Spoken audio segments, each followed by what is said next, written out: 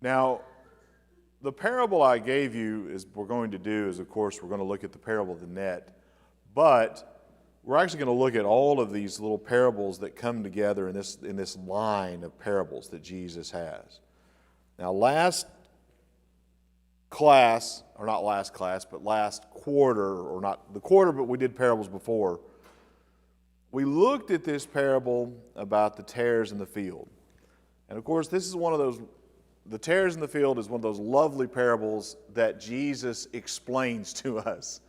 So we don't have to have any doubts about what we're looking at. We don't have to have any, it doesn't take when Jesus explains, and we know exactly what's being discussed.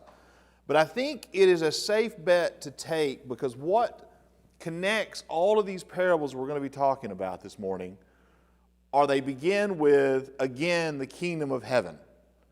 And that gives us a clue that parable of the tares in the field is a key to help us unlock the meaning of what's going to come forward. Now, the first of these we want to look at, we have the parable of the tares. Jesus goes through and he explains it, Matthew 13:37. He that soweth the good seed is the Son of Man. The field is the world. The good seed are the children of the kingdom, but the tares are the children of the wicked one. Now we see kind of a beginning of an understanding of how this works. The area that is being worked in this field, this is the world. And the tares and the good seed, these represent different kinds of people and their reaction to the gospel. And Jesus goes through, and I would point this out to you.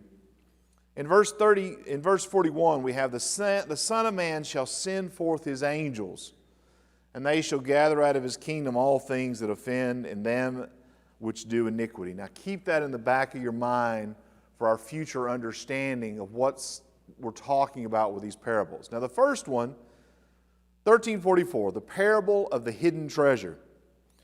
Now, again, the kingdom of heaven is like unto treasure hid in a field, the which when a man hath found, he hideth, and for joy thereof goeth and selleth all that he hath, and buyeth that field. Now, if you're sharing this parable with someone, let me point out to you that under Jewish law, under the law that they operated under, if you, and this actually applies to today as well, if I own a piece of property and there's some sort of treasure hidden on it, I don't know, some Civil War treasure or some Viking gold or whatever it might happen to be, and it's on my property, but I'm not aware of it. I don't know about it. Who owns that? Well, now I know a lot of us say, oh, finders, keepers, losers, weepers, right? Well, no, that's not how that works. I own it. And under Jewish law, there's some sharp practice going on here. The guy he's talking about. But I'm going to point this out to you, because if you ever have someone throw this parable at you as an example of a problem in Scripture, and it was interesting to me when I was looking at some of the commentaries, they took a lot of time trying to explain away why this wasn't problematic. But here's the deal. Do you know what Jesus is doing here? Is Jesus teaching a college-level class on property law? Is that what he's doing? No, he's not. He's not teaching some dissertation or giving some dissertation on the intricacies and the different problems that might have arisen out of selling or having pieces of property or whatever. He's not even talking about it. That's not what he's talking about. What he's telling is a vivid parable. He's placing a very vivid image in people's minds. Now, who amongst you, if you go, let's take it to something that you might have a little more connection with. How many of you go thrift shopping? Oh man, I love to thrift shop. Now, what's the funnest thing about going to a thrift store? What is it? She said it. Finding a treasure. And you go to this thrift store and you go, look at this shirt. This shirt retails for $70 and they're selling it for $5. How excited are you? Now let's take this a step further. And you read about this in the newspaper. People go to some yard sale or they go somewhere else. And they go to some thrift store, they go to some flea market or whatever, and they find a painting. And it turns out that it's a lost Monet, or it's some lost great work of some sort, or it's valuable. Its value is in the millions. And if you recognize this for what it is, how much are you going to be willing to spend to get that? Whatever it takes. And that's what we have with this particular story here, this parable that Jesus is telling. He is telling us that there is a treasure that can be found. And I'm going to tell you, again, is a treasure hid in a field. Now, what was the field in the parable just previous? What did that field represent? It represented the world. And again, I'm going to say that it's not too far off. Now what we've got to answer ourselves is, who is this merchant and what is this treasure? I'm going to tell you, because of who he's talking to, because of the group he's talking to, these disciples, these individuals that are listening to Jesus tell this parable, they're the merchants. And Jesus is telling them, you have in front of you, you have found a treasure of incalculable value and worth.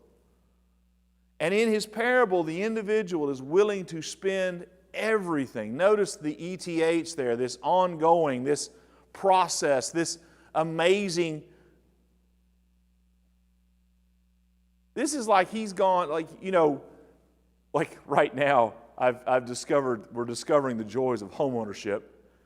And then you say things like, you've got this house, but there's a mortgage. And then you read about people, they'll mortgage their homes, they'll take loans out on their cars to start a business, or they'll do all these things, or they'll have a yard sale, or they'll sell everything they have to start a business if they see this opportunity. That's what this man has done. He's taken everything else in his life, has now been sacrificed to obtain and have this treasure. What did Paul say about his life in comparison to his Christianity? What did Paul say about the life that he had, all the gains that he had, all of the accolades that he had, compared to becoming a Christian? What did he call it? Well, used a little stronger word than that, rubbish. And he used a very strong word, refuse, excrement, of little to no value, no value to what I have now in my Christianity. Now, that's what we have here in this parable. And Jesus, don't get caught up, like I say, it was amazing to me. There were some of the commentaries that they would spend like a good paragraph or more trying to be, this would have been problematic, but that's not the point of the parable. Jesus is telling a story to catch the attention of his audience, for them to be able to understand what this kind of joy is. Now, who amongst us, if you went out into a field and you found some gold, you found these gold coins. Now, do you know what you shouldn't do immediately? You shouldn't start telling official people about that, because the tax man will come visit you. But aren't you going to be excited? And that's what we have here. And then immediately following that, we have a very similar idea. But I'm going to point this out to you. There's a subtle, yet I think incredibly important distinction here. Because the parable of the hidden treasure is the man actively looking for a treasure. Is he actively looking for one? He's not. He just happens upon it. We don't have an explanation in the parable how he happens upon it. He's just walking along and he stumbles upon this treasure. He's not actively looking for it. It just came to him. But now in the next one, the parable of the pearl of great value or great price, notice this one. Again, the kingdom of heaven is likened to a merchant man seeking goodly pearls, who, when he has found one pearl of great price, went and sold all that he had and bought it. Now here we have another example. We have one man that discovers the kingdom of heaven. He stumbles upon it. He finds it, and he sees the value. He seizes the opportunity. Now we have someone that is looking for goodly pearls. He's a merchant. He's a pearl merchant. I don't know if you've ever, the pearls come about. You've got these poor little oysters. They'll get a piece of grit or whatever, and they'll lay these layers of, it's mucus, really. And then this mucus can turn into these very lustrous-looking, beautiful pearls. And we, humanity, have placed value upon them. You've got these people that go and they hunt them, and they grow them. I mean, there's all sorts of, like an expert can look at it and say, well, those pearls are worthless, and those are. But here's an expert. This man is looking for something. Now, what's interesting about the disciples? We have these disciples, Matthew, Mark, Luke, John, all of the disciples that we have. Not Luke, I'm sorry. I said Luke. Luke is not an apostle. But what's interesting about these men?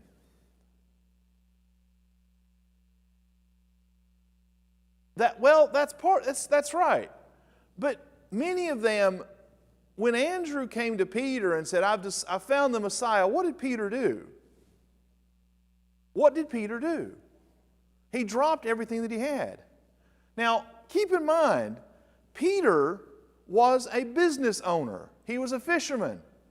He had assets. He would have had nets. He would have had boats. He might have even had people that worked under him. He had a business.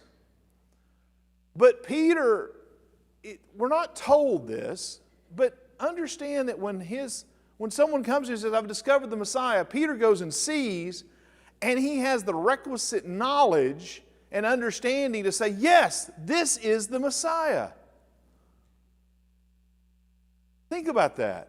Peter was already looking, he was already studying, he was already preparing himself to be able to see and identify and be able to understand what the Messiah was, who he was. Peter was already looking for a pearl. He already was. Actually, several of the disciples who later become apostles were looking for a pearl. They were looking for the coming of the Messiah. They were ready for him in a way that the rest of the Jewish religious community was not. And that's what we have here. We have someone that is looking for something. And there are people like this in the world. Again, this is not a difficult one. We have people that are searching for meaning in life. If you see any sort of, they do surveys, and they'll ask people, is the country headed in the right direction, right? Well, what does that mean? I don't have a clue what they mean by that. But over the past, 20, 30 years, you've had a shift of where a majority of Americans say, no, the country isn't headed in the right direction. Now, if you get into surveys that start asking really detailed questions about what that means, it's all over the place. But people are looking for things. They're looking for leadership. They're looking for answers. They're looking for meaning in life. They're looking for something that they know that they don't have, and they try to fill it with all sorts of other stuff. They fill it with maybe, working really hard in their job and getting ahead with power and things along those lines, and money. That's your money and the things that I can buy with it, right? So, if you ever watch the car commercials or you watch any of the commercials where they're selling luxury goods, what are they doing? They're selling exclusivity. They're selling luxury. They're selling that this is a status. Are you all familiar with the Cadillac cars, how they worked? Cadillac cars back in the day, back in the 50s and the 60s, they had a whole series. So you had the starter car, right?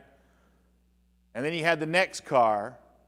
And then you had the next one. And then when you finally arrived, you got that big Cadillac. My grandmother had one of those. The thing was the size of a small boat, and it handled just about as well. But man, it was a thing of beauty. And it said, I have arrived at the pinnacle. Right? Well, what are people doing? They're looking for something. Notice all of the talking heads, all of the philosophies, all of the self-help books, all of these things are trying to give people an answer to what they're looking for. People are looking for pearls. They're looking for something that has value and meaning. And the unfortunate reality is you're not going to find that meaning in material wealth. You're not going to find that in social status. You're not going to find that in our politicians. You're not going to find it in the sports teams. And you're not going to find it in any of the things that the world tells you is important. None of that. It's not going to be found there. The meaning you're looking for, the meaning that people are looking for, is not going to be found in those things. It's found here. It's found by the parables that Jesus is speaking, and he's telling people, here's a man that was looking for pearls, goodly pearls, valuable pearls. And he finds that one pearl, that one unique pearl beyond all price, beyond all value. And he's been looking for it, and he has the requisite knowledge, the requisite heart, the heart that is ready to be malleable and open. And he finds that pearl and he recognizes it for what it is. Something of incalculable value. Now let me ask you a question. Of what value is the soul? Now I know what Scripture says. The soul is the whole world. What is it? Gaineth a man if he gains the whole world and loses his soul.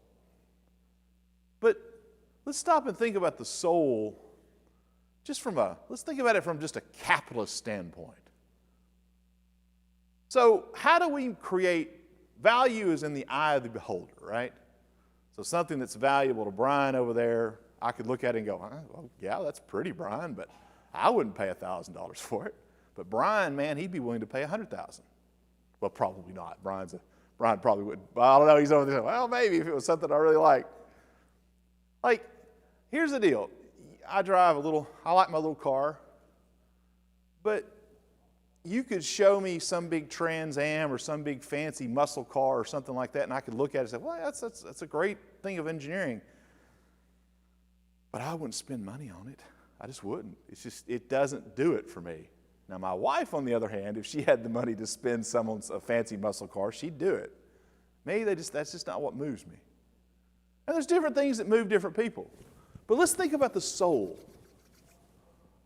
So in capitalism, and when you look at value, one of the things you look at is uniqueness, right? Something that's unique. What about the soul? How unique is your soul? You ever thought about that? Each of us has a soul. Each of our souls are unique to us. They are a unique thing. Cannot be copied, there's never going to be another soul like yours. The Father, Heavenly Father, sent your soul. He gave you your soul. And He's going to call it back. Think about that. Each of you here represents a unique soul, irreplaceable, a gift. That produces value. Say again? Can't. And now let me ask you, how long does the soul last? So when we talk about value of something, we talk about something that's durable, that's long-lasting, right? I mean, the joke is, of course, is that things that are made today are made to be replaced, right? You know, it used to be you could have, the house that we just bought, built in the 1950s. And buddy, this house it's got some quirks, but man, it was built to last. And there's a gas stove. How old is that gas stove, Christy? Say again? We got a gas stove, man. It's over 20 years old. Now, how many modern stoves do we have nowadays that are going to last you 20 years? I suspect this gas stove is going to outlast us. Action services, and they were down the other day, and it's the oldest unit that they service, and it was put in '88. And these are that creates value. Your soul is eternal. You know that, right? It can't be destroyed. It's eternal. Lasts eternally. So by any measure, we're dealing with a soul, and what is going to be the final outcome, the final destination for your soul?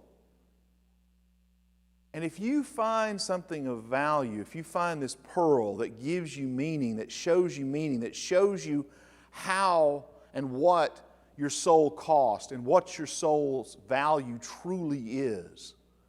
If you find this pearl, because we use a word, we talk about pearls of wisdom. We talk about pearls, don't throw your pearls before swine. I mean, all of these ideas of the value of these things. And for us, if we are this merchant that's seeking for meaning, and we find that meaning, what are you willing to spend? How much are you willing to give to get that pearl of great price? Because we get led into our very next parable. And this one is actually very similar to the tares. It has some parallels to it. Because notice we start out again. Again, the kingdom of heaven is like unto a net that casts into the sea and gathers of every kind. So, first part of this, again, I'm going to say, just like with the parable of the tares, this sea represents the world. It's the whole world. And what did Jesus tell Peter and his fellow disciples? What did he tell them they were going to be? What did he tell them? They're going to be fishers of men. And keep in mind, it's interesting to me that not too long before this, where had Jesus been? Where had Jesus been telling his other parables? He was by the sea. He's looking out onto the sea. And here's another story. These people were familiar with the boats and the nets. And what you have is the nets they have is they've got weights on one end, and they've got kind of buoys that are made of different things, but they keep the net up on that. You throw them in, so part of it sinks down, the other part stays afloat, and then you just pull it along, and it just captures everything. Now, I have never fished that way, but I grew up fishing. So what you do, how many of you are familiar with rod fishing? So what do? You go and you got your favorite fishing hole, right? And you'll target bass, you'll target crappie, you'll target whatever fish, or not trout, people stock those, but you'll target a fish, and you got to put a particular lure, target particular fish, and you got to go at a particular time. And then, now, if you're looking for bass, what you're looking for is nice shady areas. And then you can cast right into that shady area. But that's not what we're talking about here. What we're talking about is this net just catches everything. Everything gets trolled up by this net. All different kinds of fish get trolled up. Now, what kind of fish are good to eat? Got trout. Actually, I would put, personally, a good fried catfish, to me, is the pinnacle of fishdom. I know there are others that might disagree. Trout, big, largemouth bass, moving down the line. But there are fish that are inedible. They don't cook well. You try to cook them, their flesh goes kind of wonky on you. The taste is horrifically bad. So when you've got a situation like this, because notice what happens here. Which when it was full, they drew to shore and sat down and gathered the good into vessels, but cast what? The bad away. Those fish that aren't right for the purpose of eating. They got rid of them. So you're going through, and this would have been something that people would have seen. This would have been something that you would have walked by early in the morning, and you see the fishermen on the shore, and they pulled in their nets, and now they're sitting there going through and getting rid of, separating the good from the bad. And this is a trope. This is something that we see in parables over and over again, this idea of the separation of the good from the bad. We saw it in the parable of the tares. Think about it, the good seed versus the tares. And if there were people in the denominational world that could better understand what this parable is warning us about. Because this idea of being trolled in, I mean, it's the net is this idea of the kingdom, of the teaching of the kingdom, and it catches people up.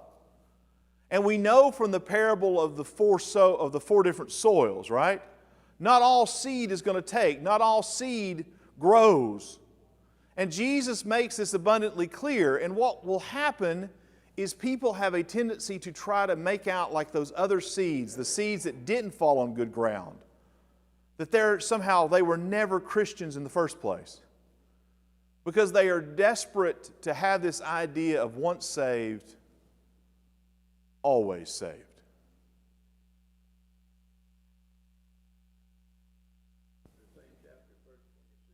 Mm-hmm.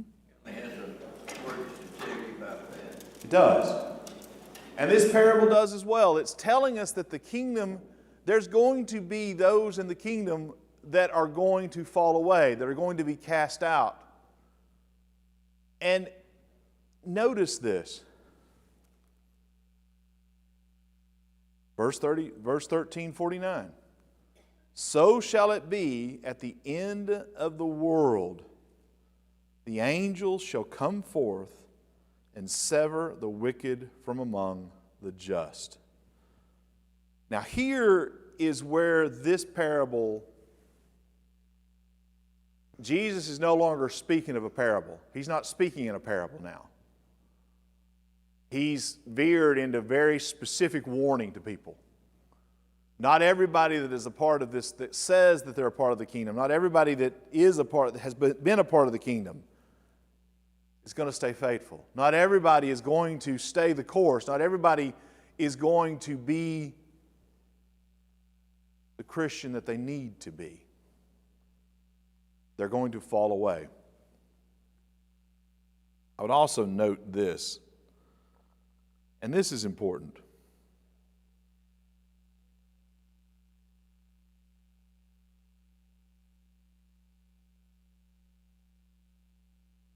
Who carries out this judgment? Who makes this final determination? Now, in both the tares and here, the angels, but who gives the order? And I want to point this out to you, that we are to show discernment. We are to show judgment. We are to be people that are intelligent in our understanding of those around us and how we deal with other people. But here, at the end of the world, the angels shall come forth. They're sent by our Heavenly Father. That final determination, that final judgment is God's and God's alone. And this parable shares with us, as does the tares for that matter, the appropriate order of things. Who did the catching? Who threw out the nets? Whose job is that? Whose responsibility has that been given to? Us. Now let me ask you a question. We have in Acts, you have Cornelius. Famous chapter, you should know about that. So when Cornelius was praying and an angel came to him in a vision, did the angel explain to him the gospel? Did the angel explain to him how he was supposed to go about being saved and what he needed to do? Did the angel tell him about any of that? I need to see some heads shaking. No, he did not. What did the angel tell him? What did the angel tell him? Do what? Send for Peter. Send for Peter. There's this guy you need to talk to. You need to send for him, and he gave him directions and told him how to find the guy. Do you think the angel didn't know about the gospel? Did the angel not know about Jesus or what had happened? Did the angel have absolutely no knowledge? Could the angel not have told Cornelius exactly everything about the gospel? Why didn't he? Why did the angel not tell Cornelius?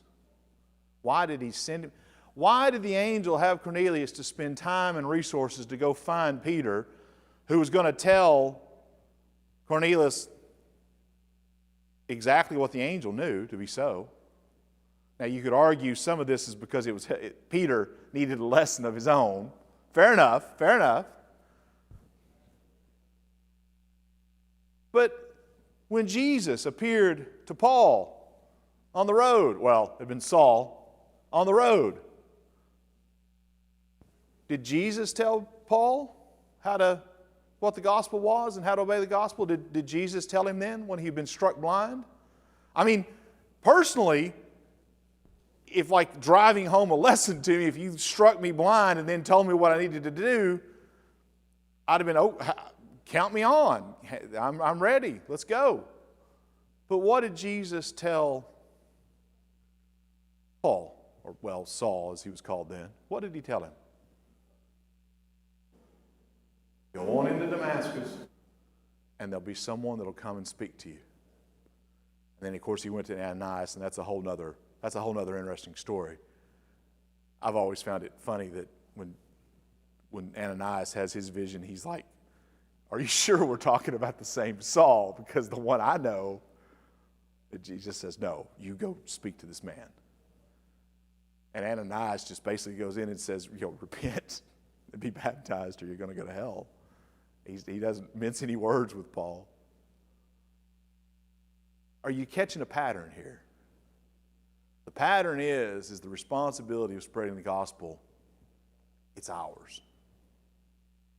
We are the clay vessels that the Bible talks about. We are, in many ways, showing the grace of God through our spreading of the message.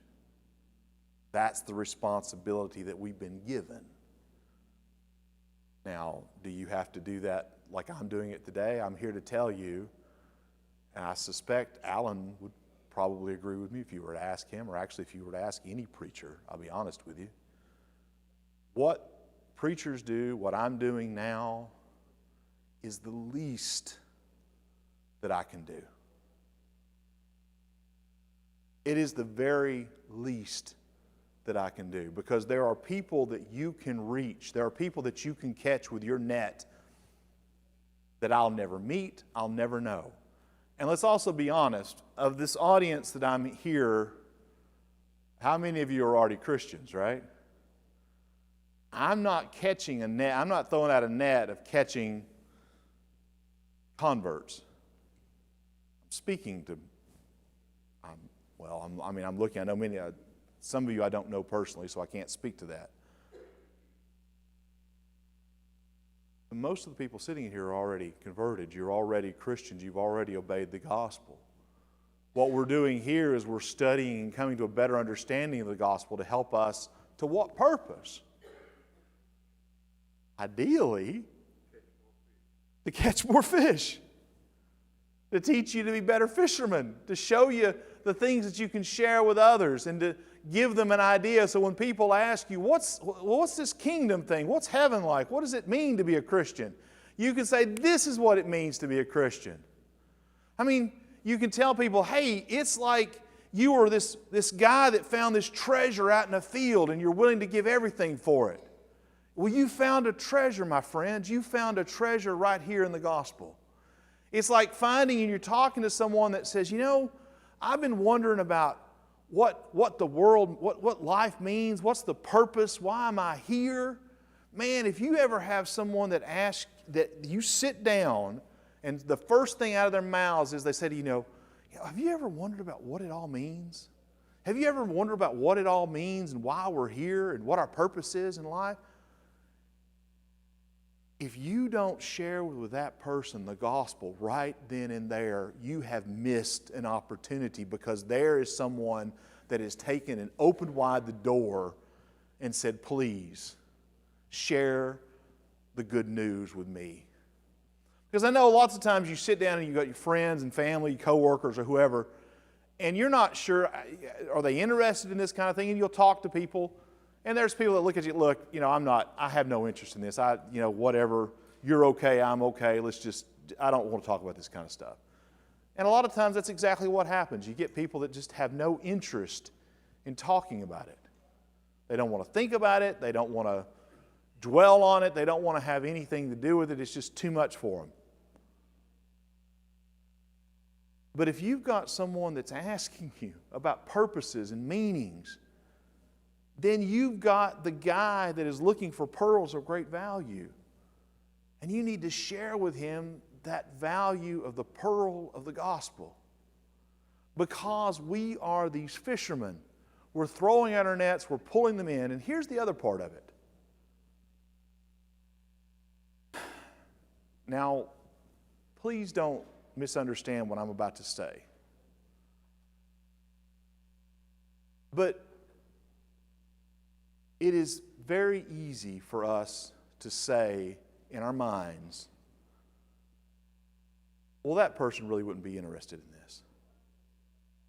That's one level. But the more dangerous level to me is where you say, that person wouldn't be interested because I can tell by the kind of life they live. And we just kind of count someone out because they've got problems in their life. Now let me ask you a question. If you run up against someone that smokes, they've got cigarettes, they smoke cigarettes, they drink on occasion, they drink a lot, they maybe go out and party at night and things along those lines, what would you say about that person? Well, there's somebody that's not interested in the gospel.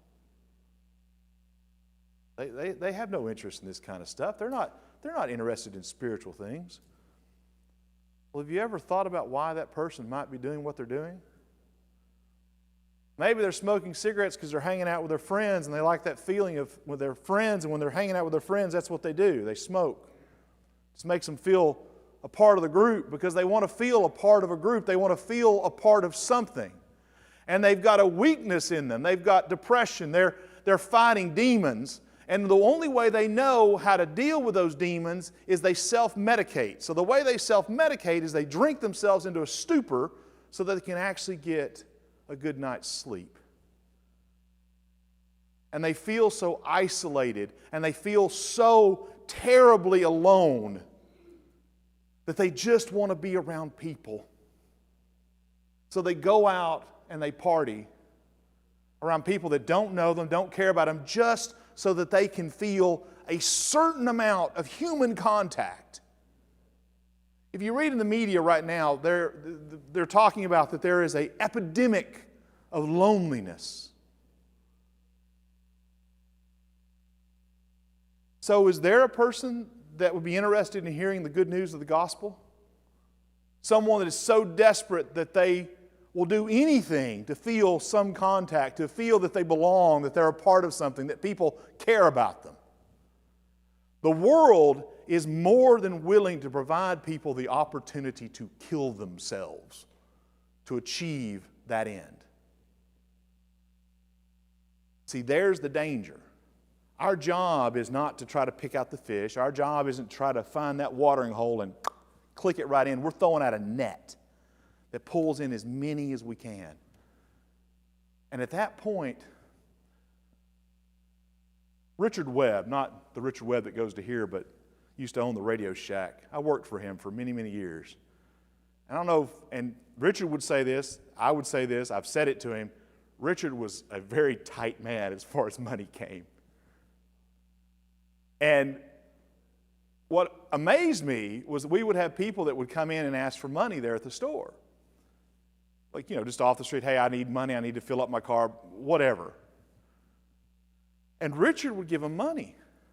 And I thought to myself, I said, that is so, I don't understand that. And Richard said, I asked him about it. I said, no offense, but you're a little tight as far as money comes. And he's like, look, I'm supposed to give. How they spend that money, how they use that money is on them. I've done what I'm supposed to do. I've done what I'm been asked to do. I've done the right thing by them. And what they do from that point on is on them. That's their decision. That's their opportunity, either gained or lost, right? That's what we have here with this net, these fish that are going to be separated out. As a fisherman of men, it's not my job to not throw my net out to everybody that I can. Everyone. And then the separation, these choices come later. Now, the last one of these parables, and this one's actually kind of interesting to me. And I'll be honest with you, when I was a younger man, when I was much younger, this parable never made sense to me. But Jesus asked the question, Jesus said unto him, have you understood all these things? And they say unto him, yea, Lord. So once we don't have Peter being the one that comes and asks Jesus about what's going on. They all say, you know what, we've understood this. We got this. And in this particular instance, I know I've kind of questioned whether or not the disciples always understood the parables. I think here they did. I think they really got it, because Jesus then says this very interesting thing. Then saith he unto them, therefore every scribe, which is an added, but therefore every scribe instructed unto the kingdom of heaven is like unto a man that is a householder, and bringeth forth out of his treasures things new and old. Now, when I was a younger guy and I read that, I looked at that and I thought, I don't get it. I don't get that particular verse. But as I've gotten older, it makes sense to me more. Because when I'm sharing the gospel, my ability to interact and share the gospel with people is based upon my personal experiences, who they are, and some people I can speak with, some people I don't quite have the rapport, I don't have the connection, it's just the way it is. But the other part of this is, what was the old knowledge that these disciples were operating off of? Think about it. Old and new treasures. And we've got a lot of places in the Bible where it talks about where your treasure is, there's your heart. But here we've got an old treasure and we've got a new treasure. I'm going to argue that the old treasure is the Old Testament. We're told in Scripture that the things that we read about in the Old Testament were given as an example to us. They're given for us to be able to understand better. And when Andrew says, I've found the Messiah, how did he know that Jesus was the Messiah? How did he know I found the Messiah? The Old Testament prophecies. And later on, when Peter preaches the first recorded sermon on the day of Pentecost, what does he extensively use to bolster his case for who Jesus is? He talks about the Old Testament. He's using these old treasures to help introduce the new. And for me personally, we also use our past experiences, our past understanding, what we've learned and what we've experienced. We share these old treasures with people so that they can have new. It's not quite as complicated as I used to think that it was. And Jesus is telling these individuals, these disciples, if you're a scribe that has been trained and been taught about the kingdom, here's the biggie. What are you supposed to do? What does that mean? Notice what happens. Therefore, every scribe instructed unto the kingdom of heaven is like unto a man that is a householder. And what are we supposed to do then as this householder, as this scribe that's been trained unto the kingdom? Bring forth treasures both old and new. I'm sharing this with people. Well, once again, we have come to the end of our class, and I appreciate your time and attention. I hope you are getting at least half of value of what I'm getting out of doing the study itself, because I have very much enjoyed doing this study. I very much enjoyed being able to share it, and you guys are such a wonderful and attentive and helpful group of people. Thank you very much. You are dismissed.